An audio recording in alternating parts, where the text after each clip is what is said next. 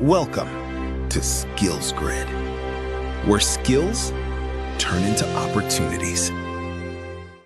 Hello and Assalamu alaikum everyone. Once again, I welcome you all in the Zero to Get Hired program sponsored by Skills Grid. Okay, so आज का जो lecture है वो आपको recording की form में मिलेगा.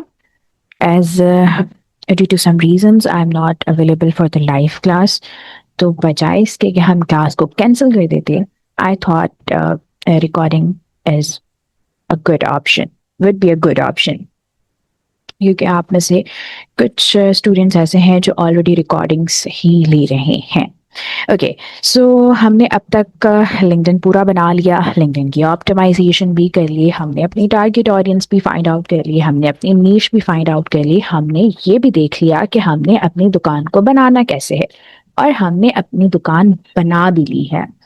लेकिन अब उस दुकान के अंदर जो सामान रखना है, जो मटेरियल रखना है, इट मीन्स कंटेंट आपने क्या अपलोड करना है, कैसे अपलोड करना है, इसको भी हमने अपनी लास्ट क्लास के अंदर कवर अप किया था कि कौन सा कंटेंट आपको पोस्ट करने की वजह से क्लाइंट मिलेंगे. ठीक है, हमने वो भी डिस्कस कर लिया, और इस पे मैंने असाइनमेंट दी थी जो कि अनफॉर्चुनेटली मुझे किसी भी मेंबर की तरफ से वो असाइनमेंट नहीं मिली है. Let me clear one thing. देखें, मैंने ये एग्जांपल आपको लास्ट टाइम भी दिया था, मैं अगेन से दे रही हूँ. आपने एक बहुत अच्छी जगह पे अपनी शॉप खोली है, ठीक है, वो एक बहुत सुटेबल प्लेस है. हम कभी भी कोई भी शॉप खोलते हैं ना, हम ये देखते हैं ना कि वो जगह कैसी है. जिस चीज़ की हम शॉप खोल रहे हैं उस चीज़ के लिए वो जगह सुटेबल है या नहीं है, हम ये देखते हैं. आपने बहुत अच्छी लोकेशन पे अपनी शॉप खोल ली है, दुकान भी बहुत प्यारी है, बाहर से बोर्ड वगैरह अच्छा लगा हुआ है, सब कुछ, पूरी दुकान के अंदर फर्नीचर भी बहुत अच्छा है, लेकिन दुकान के अंदर कोई प्रोडक्ट ही नहीं है. कोई भी आपकी दुकान पे आएगा? Obviously not. बिल्कुल ऐसे ही आपकी प्रोफाइल है. जहां तक अभी आप सबकी प्रोफाइल बनी हुई है वो एक बहुत अच्छी लोकेशन पे, बहुत अच्छी दुकान, बहुत अच्छे फर्नीचर के साथ सेटल्ड है. लेकिन अगर आप कंटेंट नहीं अपलोड करेंगे तो आपकी लिंक्डइन प्रोफाइल बिल्कुल उसी शॉप की एग्जांपल होगी जो कि हर तरीके से A1 है, लेकिन उसमें कोई प्रोडक्ट ही नहीं है. ठीक है, सो प्लीज मेक श्योर कि आप लोग जो है वो अपनी प्रोडक्ट्स पे काम करना शुरू करते हैं. इट मीन्स अपने कंटेंट पे काम करना शुरू करते हैं. कंटेंट कैसे बनाना है, किस तरह का बनाना है, कैसे टाइम टेबल बनाना है. लास्ट सेशन की रिकॉर्डिंग्स ना ही, अगर आप स्लाइड्स को भी पढ़ लें तो आपका बहुत सारा कंटेंट जो है वो कवर हो जाएगा, बहुत सारी कंफ्यूजन्स भी कवर हो जाएंगे. ओके, तो आज हम जिस चीज़ के ऊपर बात करेंगे दैट इज कि हमने किस तरीके से अपनी टारगेट ऑडियंस को रीच आउट करना है, यानी कोल्ड ईमेलिंग और कोल्ड डीएम्स हमने कैसे करने हैं, and the most important thing कि हमने अपना रेज्यूमे कैसे बनाना है. क्योंकि हम सिर्फ लिंक्डइन के ऊपर क्लाइंट्स नहीं लेंगे, बल्कि हम कंपनीज को भी अट्रैक्ट करेंगे अपनी इसी प्रोफाइल से. लेकिन कंपनीज को अट्रैक्ट करने के लिए हमारे पास एक अच्छा रेज्यूमे भी होना चाहिए जिसकी हेल्प से हम अप्लाई कर सकें, और अप्लाई करते हुए जब हमारी प्रोफाइल पे वो लोग आए तो फिर वो हमें शॉर्टलिस्ट कर दें. लेकिन पहला स्टेप कंपनीज को अट्रैक्ट करने का आपका रेज्यूमे होता है, देन सेकंड स्टेप आपकी प्रोफाइल होती है. तो आज हम उस रेज्यूमे को भी डिस्कस करेंगे और इन चीज़ों को भी डिस्कस करेंगे कि कैसे आपने किसी कंपनी में अप्लाई करना होता है. ओके, सो सबसे पहले हम देख लेते हैं कि हम किस तरीके से अपनी टारगेट ऑडियंस को ढूंढते हैं. इसके ऊपर बिल्कुल स्टार्ट में मैंने बहुत डिटेल में बात की थी कि आपने अपनी टारगेट ऑडियंस कैसे ढूंढनी होती है. ठीक है, जब आपको पता चल गया कि आपकी टारगेट ऑडियंस कौन सी है, ठीक है, तो आपने इस चीज के ऊपर भी रिसर्च करनी है कि आपकी टारगेट ऑडियंस को और कौन ये सर्विसेज दे रहा है. इट मींस जो सर्विसेज आप प्रोवाइड कर रहे हैं वो कोई और भी दे रहा होगा. If you are a career counsellor तो इसके अलावा और भी बहुत सारे लोग करियर काउंसलिंग की सर्विसेज लिंक्डइन पे दे रहे होंगे. ऐसा ही है. तो आपने सबसे पहला काम क्या करना है, उन कॉम्पिटिटर्स के साथ कनेक्ट करना है. कनेक्ट करके उनके साथ डीएम में प्रोफेशनली कन्वर्जेशंस करनी है. उनके साथ कनेक्शन बनाना है, उनके साथ नेटवर्क बिल्ड करना है। जब आप उनको कनेक्शन रिक्वेस्ट भेजते हैं, उसके बाद वो एक्सेप्ट कर लेते हैं, आपने उनको इनबॉक्स में मैसेज करना है, I am happy to connect with you. ठीक है।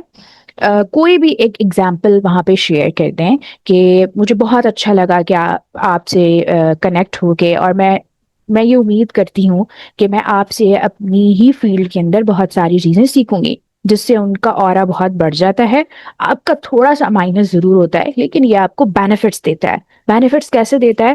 जब आप उनके बारे में जानने की कोशिश करते हो तो आपको पता चलता है कि वो कौन सी स्ट्रैटेजीज यूज करके आपसे ज्यादा क्लाइंट्स ले रहे हैं। आप उससे भी ज्यादा अच्छी स्ट्रैटेजी लेकर मार्केट में आ जाते हैं। इसी वजह से आपको अपने कॉम्पिटिटर्स के साथ भी कनेक्शंस बनाने पड़ते हैं। ठीक है। दूसरी चीज, आपने ये सारी की सारी चीजें खुद से मैन्युअली नहीं करनी। अगेन, आपने बहुत सारे एआई टूल्स यूज करने हैं to do all these works. अगर आप खुद मैन्युअली बैठ के करेंगे तो आप बहुत ज्यादा एग्जॉस्ट हो जाएंगे, बहुत ज्यादा क्यास भी आ जाएगा, वो आपने नहीं करना। एआई का इस्तेमाल करें वाइजली, जिस तरीके से मैं आपको बताती रही हूँ, और अपने इस काम को आसान बनाएं। ओके, नाउ अब जो आपकी टारगेट ऑडियंस है उसको आप दिखेंगे कैसे कि मैं भी कोई चीज हूं। आपने उनके कॉम्पिटिटर्स के साथ तो कनेक्शन बना लिया, क्या आपने अपनी टारगेट ऑडियंस के साथ कनेक्शन बनाया? अब वो आप कैसे बनाएंगे? आपने अपनी टारगेट ऑडियंस सर्च करनी है। ठीक है। जैसे for example, I am a career counsellor. अब मेरी टारगेट ऑडियंस क्या है? स्पेशली वो जो साइकोलॉजी में इंटरेस्टेड है, या वो जिन्होंने इंटर तो कर लिया है लेकिन अब आगे क्या करना है उनको नहीं पता। तो मैं क्या करती हूँ, या तो सर्च करती हूँ साइकोलॉजी अंडर ग्रेजुएट लिंक्डइन पे जाके, या फिर मैं ये सर्च करती हूँ इंटरमीडिएट स्टूडेंट्स। ठीक है। लिंक्डइन का आपके पास सर्च बार होता है, वहां पे जाके आपने सर्च करना है इंटरमीडिएट स्टूडेंट्स। अब जितने भी स्टूडेंट्स की प्रोफाइल वहां पे आ जाएगी जो कि इंटर के अंदर है, मैं उन सारे स्टूडेंट्स को फॉलो करूंगी, कनेक्शन रिक्वेस्ट भेजूंगी। फॉलो नहीं, कनेक्शन रिक्वेस्ट भेजूंगी। जैसे जैसे वो कनेक्शन रिक्वेस्ट एक्सेप्ट कर लेंगे, एक तो वही बात कि मैं उनको डीएम में मैसेज कर दूंगी, happy to connect with you, blah blah blah. ठीक है। दूसरा, उनकी प्रोफाइल पे अगर कोई भी पोस्ट या कंटेंट आता है तो मैं रेगुलरली लाइक भी करूंगी, रेगुलरली कमेंट भी करूंगी। अब ये लाइक और कमेंट उनको फायदा दे या ना दे, लेकिन आपको जरूर देगा, क्योंकि आप उनको दिख जाएंगे। और दिखने के बाद जब आप कंटिन्यूसली लाइक और कमेंट कर रहे होंगे तो आप उनको याद भी रह जाएंगे। याद कैसे रहेंगे? वो बंदा है जो ये सर्विसेज देता है। अब जब भी वो पर्सन कंफ्यूज होगा, उसको याद आएगा, ओह दैट पर्सन, मैं उसको मैसेज करके अपनी कंफ्यूजन को क्लियर करता हूं। This is exactly the strategy how to visible towards your target audience. ठीक है। अब आते हैं जनाब कि कोल्ड ईमेलिंग क्या होती है। बेसिकली कोल्ड ईमेल्स आप तब करते हैं जब आपके पास ईमेल्स का बहुत ज्यादा डेटा होता है। अब ईमेल्स के लिए आपको फोरकास्टिंग करनी पड़ती है। अब forecasting is a very different technique जो कि हम यहाँ पे डिस्कस नहीं करेंगे। लेकिन अगर आपके पास लिंक्डइन है, ठीक है, तो लिंक्डइन पे बहुत सारे लोग अपनी ईमेल्स भी शेयर करते हैं। ठीक है। तो अगेन, जो आपकी टारगेट ऑडियंस है उसको आप लिंक्डइन पे जाके सर्च करेंगे। ठीक है। दूसरी चीज, उसकी प्रोफाइल पे जाएंगे और चेक करेंगे कि ईमेल उसने शेयर की हुई है या नहीं की हुई है। अगर की हुई है तो आपने अपनी स्प्रेडशीट बना लेनी है। ठीक है। मैं इसका एक एग्जाम्पल आप लोगों को करके दिखाती हूँ ताकि आप लोगों को थोड़ा सा क्लियर भी हो जाए what I am talking about.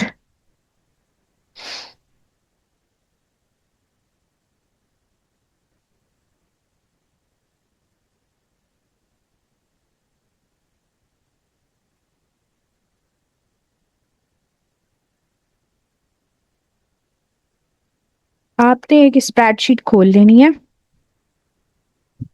ठीक है।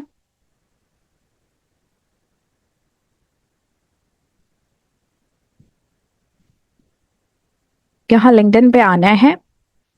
ठीक है। लिंक्डइन के सर्च बार में आपने, आप जैसे मेरी टारगेट ऑडियंस जो है वो साइकोलॉजी अंडर ग्रेजुएट है, तो आपने यहाँ पे आके सर्च करना है साइकोलॉजी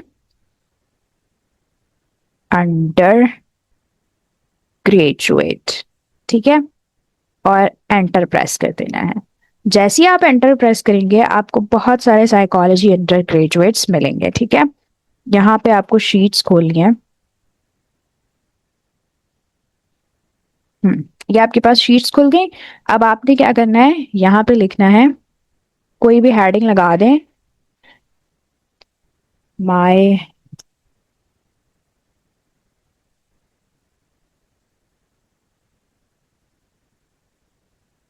यहाँ पे आप हेडिंग लगा दें, माय टारगेट ऑडियंस ईमेल्स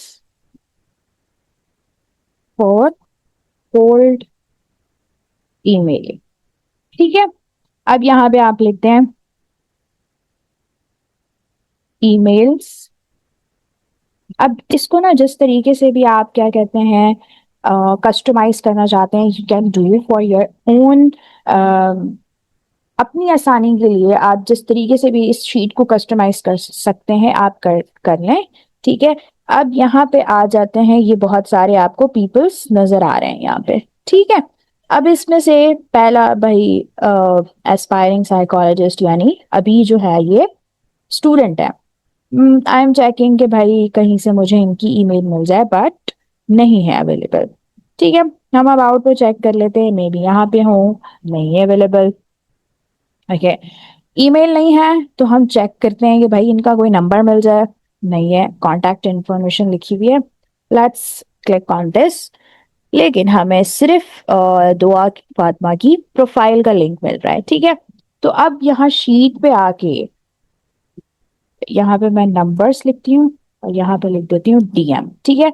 अब दुआ फातिमा का ना मुझे ईमेल मिली ना मुझे नंबर मिला, डीएम यस, क्योंकि लिंक्डइन प्रोफाइल है तो मैं डीएम तो कर सकती हूँ। तो कोल्ड ईमेलिंग की जगह मैं इनको कोल्ड डीएम करूंगी, ठीक है। फिर हम दूसरी कोई प्रोफाइल देख लेते हैं। इसी तरीके से हमारे पास जो है वो मोहम्मद जुहेब की प्रोफाइल है, ठीक है। अच्छा, अब इनकी हम देख लेते हैं कॉन्टैक्ट इंफॉर्मेशन में हमें क्या मिलता है। जी, हमें वेबसाइट भी मिल रही है, हमें नंबर भी मिल रहा है, हमें ईमेल भी मिल रही है। तो हम सारी चीजों को कॉपी करेंगे और यहाँ पे आके हम पेस्ट कर देंगे, ठीक है, ओके। यहाँ पे आके हमने पेस्ट कर दिया।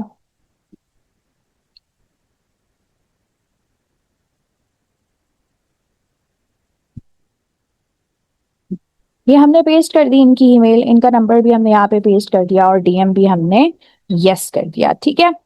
अब क्या होगा, जब आपके पास ये पूरी एक रिसर्च करने के बाद लिस्ट बन के रेडी हो जाएगी, तो आप क्या करेंगे, आएंगे अपनी उसी कोल्ड ईमेलिंग वाले स्ट्रक्चर पे हम वापस आते हैं, ठीक है। अब आप क्या करेंगे, जब आपके पास एक पूरा डेटा हो जाएगा, एक नंबर्स का और दूसरा ईमेल्स का और दूसरा इनबॉक्स मैसेजेस का, अब आप क्या करेंगे, आपके पास अपनी टारगेट ऑडियंस का डेटा आ गया।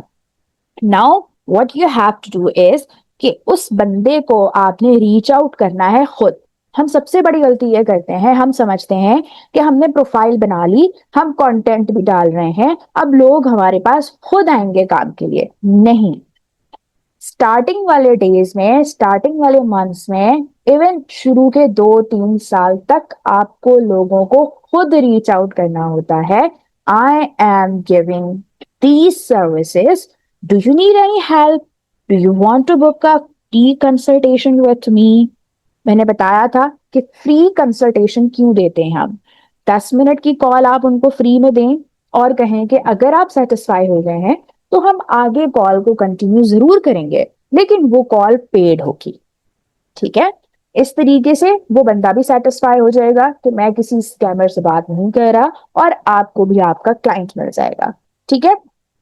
अब आपने क्या करना है, एक ईमेल दोबारा से एआई से टाइप करवानी है, जिसमें आप उसको बताएं कि भाई ये मेरी टारगेट ऑडियंस है और इसकी पेन पॉइंट को हाईलाइट करते हुए मेरी सर्विसेज को ड्रॉप डाउन करो और इसको ईमेल में कन्वर्ट करके दे दो। वो आपको ईमेल कन्वर्ट करके दे देगा और आपने बहुत प्यार से ईमेल को टाइप करना है। ईमेल को टाइप करने का भी एक तरीका होता है जो कि आपको प्रोफेशनल बनाता है, ठीक है। तो आपने उसी तरीके से बहुत प्यार वाले तरीके से ईमेल करनी है। जैसे मैं आपको दिखाती हूँ, अभी ही मैंने इस रिकॉर्डिंग से पहले मैं कुछ हायरिंग की ईमेल्स का रिप्लाई किया है, तो मैं आपको वो दिखा देती हूँ, दिस वन, ठीक है। आप क्या करते हैं, अपनी ईमेल के अंदर अपना सब्जेक्ट टाइप करते हैं, ठीक है। दूसरा, अच्छा मैं इसको बड़ा कर लेती हूँ, ठीक है। आप अपनी ईमेल के अंदर हमेशा सब्जेक्ट भी टाइप करते हैं और इस तरीके से आपकी ईमेल होनी चाहिए, ठीक है। कुछ इस तरीके से, डियर ऑल कैंडिडेट्स, अगेन पूरा भरा हुआ पैराग्राफ ना हो जिसको पढ़ के वो एकदम बेजार हो जाए कि पता नहीं किस चीज की ईमेल की है इन्होंने मुझे, ठीक है। हर चीज, जो चीज बोल्ड करने वाली है वो आपने बोल्ड करनी है, जो चीज बोल्ड करने वाली नहीं है वो चीज आपने बोल्ड नहीं करनी। और इस तरीके से आपने एक अच्छी सी प्यारी सी कस्टमाइज्ड ईमेल टाइप करनी है और फिर आपने भेज देनी है अपनी टारगेट ऑडियंस को। दिस इज कोल्ड ईमेल, ठीक है। अब ये जो ईमेल का डेटा होता है ना, ये फोरकास्टिंग के थ्रू लाया जा सकता है, बट वो तरीका एक बहुत डिफरेंट है, तो हम उसको ऑब्वियसली यहाँ पे डिस्कस नहीं कर रहे। तो इसको आपको जो है वो मैन्युअली ढूंढना पड़ेगा, ठीक है। इसी तरीके से, बिल्कुल इसी तरीके से हम करते हैं कोल्ड डीएम्स भी, ठीक है। लेकिन क्या होता है, ईमेल थोड़ी ज्यादा फॉर्मल होती है और डीएम के अंदर हम थोड़ी सी कन्वर्सेशनल टोन ले आते हैं, ताकि नेक्स्ट पर्सन को ये ना लगे कि ये डायरेक्ट मेरे पास आते ही अपनी सर्विसेज सेल करवा रहा है। अब इसकी एग्जांपल मैं आपको एक और देती हूँ। अभी कुछ दिनों पहले मैंने अपने कॉम्पिटिटर्स के साथ कनेक्ट करना शुरू किया। Let me show you.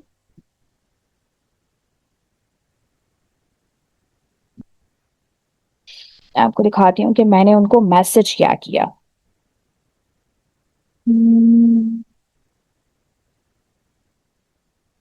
This one,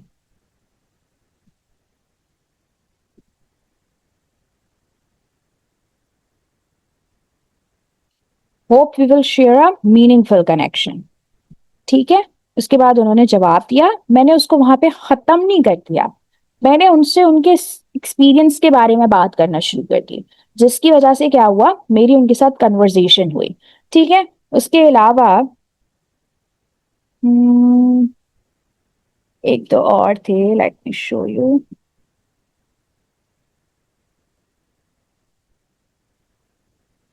this one, ठीक है। It's nice to connect with you, it's pleasure to be part of your professional network, I genuinely admire the work you are doing, blah blah blah, ठीक है। इस तरीके से आपने conversational cold DMs करने होते हैं, ठीक है, ताकि वो कन्वर्जेशन के अंदर लीड करें, और जब लीड हो जाए तो फिर आपके पास चांस होता है वट एवर यू वॉन्ट आप उनसे वो करवा सकते हैं, ठीक है। यहां तक जो है वो आपका ऑलमोस्ट सारा का सारा लिंक्डइन जो है वो कवर अप हो चुका है, ठीक है। कैसे आपने अपनी नीश फाइंड आउट करनी है, कैसे आपने ऑडियंस ढूंढनी है, कैसे आपने प्रोफाइल बनानी है, कैसे उसकी ऑप्टिमाइजेशन करनी है, कैसे कंटेंट डालना है, कंटेंट पे इंगेज कैसे करना है, लोगों को कमेंट्स कैसे करने हैं, किस तरह से करने हैं, अपनी टारगेट ऑडियंस को कैसे ढूंढना है, उनको कोल्ड डीएम्स कैसे करने हैं, उनको कोल्ड ईमेल्स कैसे करनी है, अपनी टारगेट ऑडियंस के जितने भी आपके कॉम्पिटिटर्स हैं उनके साथ कैसे कनेक्ट होना है, each and everything is clear. अब हम बात करेंगे रेज्यूमे पे, और नेक्स्ट वाले के अंदर हम अपनी कोर्स को वाइंड अप करेंगे, ठीक है। जो लास्ट वाली डिटेल्स हैं उनको कवर अप करेंगे, कंटेंट क्रिएशन है, आपका पोर्टफोलियो है, ये सारी चीजें हम कवर अप करेंगे, ठीक है।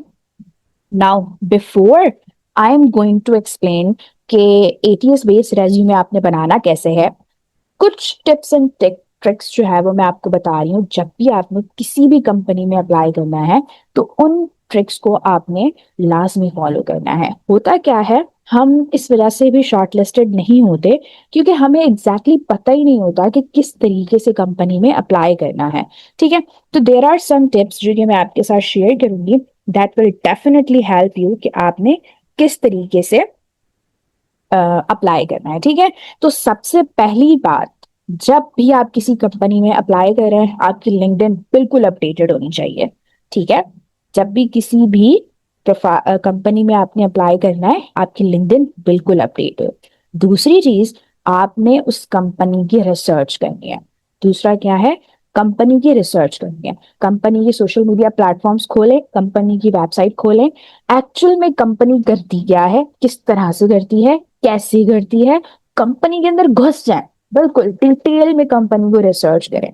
जब आपको सब पता चल जाएगा कि कंपनी क्या है, कैसे करती है, this will definitely help you to crack your interview. Trust me, ये आपको आपके इंटरव्यू के अंदर बहुत ज्यादा हेल्प करता है। एचआर बहुत ज्यादा इंस्पायर होते हैं इस चीज से कि आपको उनकी कंपनी के बारे में पहले से पता है, ठीक है। दूसरी चीज, अब जो जिस जॉब के लिए आप अप्लाई कर रहे हैं उस जॉब की डिस्क्रिप्शन को पढ़ लें। जब आपने उस जॉब की डिस्क्रिप्शन को पढ़ लिया तो आपको समझ आ जाएगा कि इनको चाहिए क्या, उस पर्सन के अंदर जिस पर्सन को ये ढूंढ रहे हैं। तो जब आप अपना रेज्यूमे बनाते हैं तो उस रेज्यूमे का जो पहला पहला पार्ट होता है ना, ऑब्जेक्टिव समरी, उस समरी के अंदर हम क्या लिखते हैं, I am a very professional, experienced person, 3-4 year experience. I am a multi-talented person. I can work in under pressures और blah blah blah. हमने ये सारी तारीफें की होती हैं, नहीं, skip it, वो वाला पार्ट हमने लिखना ही नहीं।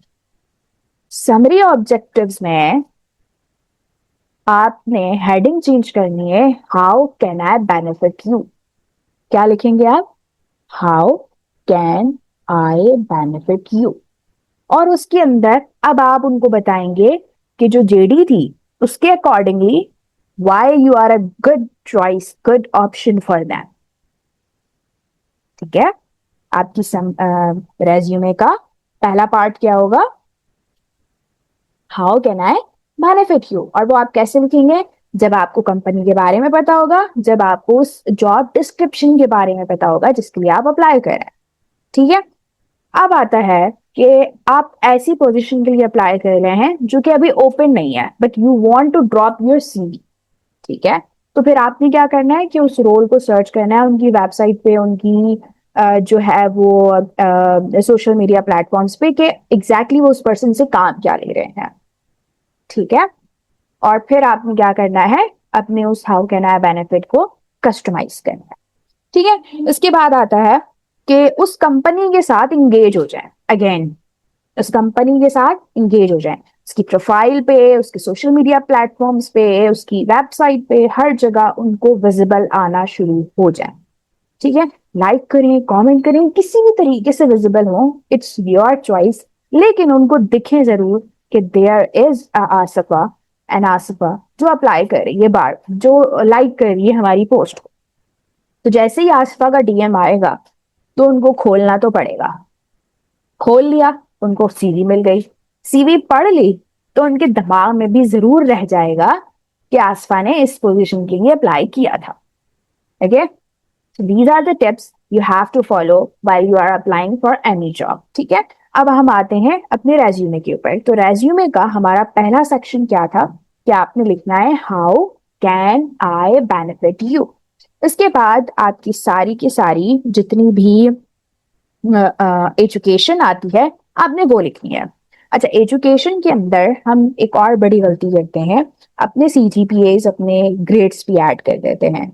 If you have highest grades और वो हाईएस्ट ग्रेड आपके मेंटेन्ड है, यानी जो है वो आपका मैट्रिक में भी A1 है, इंटर में भी A1 है, फिर सीजीपी भी आपका 3+4 है, यू कैन ऐड इट। लेकिन अगर वो फ्लक्चुएट कर रहा है तो फिर आपने ऐड नहीं करना। और अपने स्कूल का नाम, अपने कॉलेज का नाम बिल्कुल भी ऐड नहीं करते हैं, आपने अपने बोर्ड का नाम लिखना होता है, मैट्रिकुलेशन, आपका ईयर, और फिर नीचे वाली लाइन पे आप लिखते हैं अपने बोर्ड का नाम, ठीक है। जैसे हमारे हैदराबाद के बोर्ड का नाम है, शॉर्ट फॉर्म है 22 हैदराबाद, तो मैंने 22 हैदराबाद लिखना है, ठीक है। फिर इंटर का जो आपका बोर्ड था आगा खान बोर्ड है तो आप आगा खान बोर्ड लिखेंगे, ठीक है, इस तरीके से। फिर यूनिवर्सिटी में आएंगे तो यूनिवर्सिटी लिखेंगे, एजुकेशन वाले सेक्शन के अंदर सिर्फ आपकी HEC वाली ही एजुकेशन होनी चाहिए, ठीक है। फिर एजुकेशन के बाद आपका आ जाता है एक्सपीरियंस वाला सेक्शन। अब एक्सपीरियंस सेक्शन के अंदर if you are a fresher और आपका कोई एक्सपीरियंस नहीं है, तो फिर आप अपने इंटर्नशिप एक्सपीरियंसेस को उसमें हाईलाइट करेंगे, ठीक है। अगर आपके पास एक्सपीरियंस है तो रिलेवेंट एक्सपीरियंस, वो एक्सपीरियंस जो इस कंपनी को देख के लगे कि हाँ ये बंदा हमारे काम का है, वो एक्सपीरियंस जो उस JD के साथ रिलेवेंट हो। नॉन रिलेवेंट एक्सपीरियंसेस आपने अपनी CV में नहीं ऐड करने, ठीक है। फिर एक्सपीरियंसेस के बाद आपके पास सेक्शन आता है ट्रेनिंग्स एंड वर्कशॉप्स या फिर कोर्सेस, ठीक है। आप ट्रेनिंग्स लिख दें तो वो ज्यादा जो है ना मॉडर्नाइज्ड वर्ड लगता है इंस्टीड ऑफ कोर्सेस, ठीक है। फिर वहां पे आपने जो भी कोर्सेज जो भी सर्टिफिकेशंस आपने लिए हैं वो आप ऐड करते हैं, या फिर आप ट्रेनिंग्स की जगह सर्टिफिकेशन की भी हेडलाइन लगा सकते हैं, ठीक है। फिर उसके बाद आपकी आ जाती हैं स्किल्स। अब स्किल्स के अंदर भी हम एक और गलती करते हैं, वही हम लिख देते हैं problem solver, multi talented, can work under a pressure, know Microsoft Excel and Microsoft Word. नहीं, वो स्किल्स जो इस जॉब के लिए रिक्वायर्ड हैं वो वाली स्किल्स आपने ऐड करनी है इफ यू हैव एनी, ठीक है। CV में इतना झूठ नहीं बोलना कि जब आप इंटरव्यू देने जाएं तो फिर वो पता चल जाए कि आपने CV जो है अपनी मिस लगारी के कहने पे बनाई थी, तो आपके पास जो नहीं भी था, जो नई भी सर्टिफिकेशन थी वो आपने ऐड कर दी, क्योंकि उन्होंने तो कहा था कि अकॉर्डिंग टू JD और अकॉर्डिंग टू कंपनी अपनी CV बनानी है। नहीं भाई, अगर आपके पास वो चीजें हैं तो आपने ऐड करनी है, ठीक है। इस तरीके से आपकी ATS बेस्ड CV जो है वो बन के रेडी हो जाएगी। वन मोर थिंग, अपनी CV के अंदर आपने कीवर्ड्स बहुत ज्यादा ऐड करने हैं, वही कीवर्ड्स जो आपकी JD के अंदर लिखे हुए हैं, ठीक है।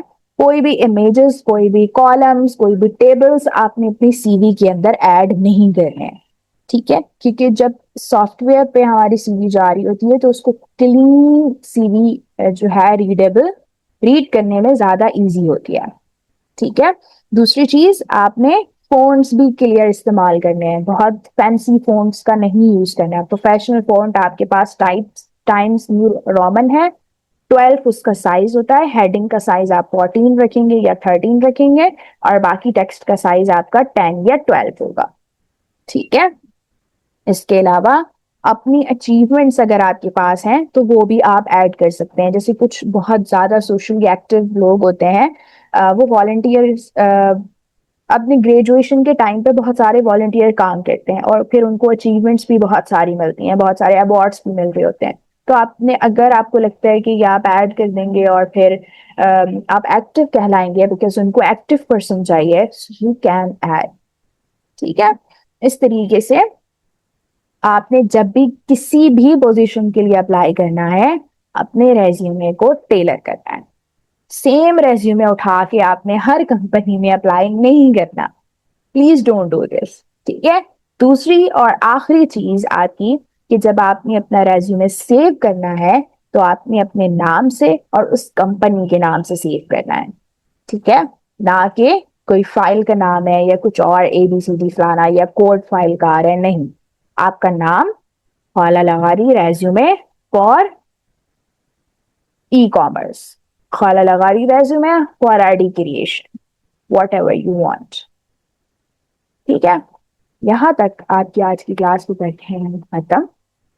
अब आप लोगों ने सारा जो भी काम है खुद से करना है, बिकॉज टास्क देने का कोई भी फायदा नहीं है, आप लोग वो टास्क नहीं करते, अनफॉर्चुनेट।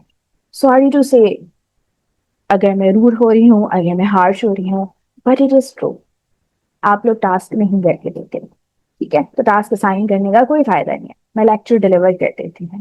बाकी आपकी मर्जी है कि आप सीखना चाह रहे हैं या उस पर काम करना चाह रहे हैं या नहीं करना चाह रहे, ठीक है। अब हमारी जो नेक्स्ट क्लास होगी वो मोस्ट प्रोबेबली हमारी लास्ट क्लास होगी, जिसमें हम कंटेंट क्रिएशन और पोर्टफोलियो और इन सारी चीजों पे काम करेंगे, और फिर उसके बाद आपको प्रोजेक्ट असाइन कर दिया जाएगा। आई होप कि आप लोग प्रोजेक्ट पे काम करें, वरना जो आप लोगों के हालात है, मुझे नहीं लगता कि आप लोगों में से कोई भी प्रोजेक्ट कर सकेगा। चले, नेक्स्ट वीक तक अपना बहुत सारा ख्याल रखें, दुआओं में याद रखें। अल्लाह हाफिज।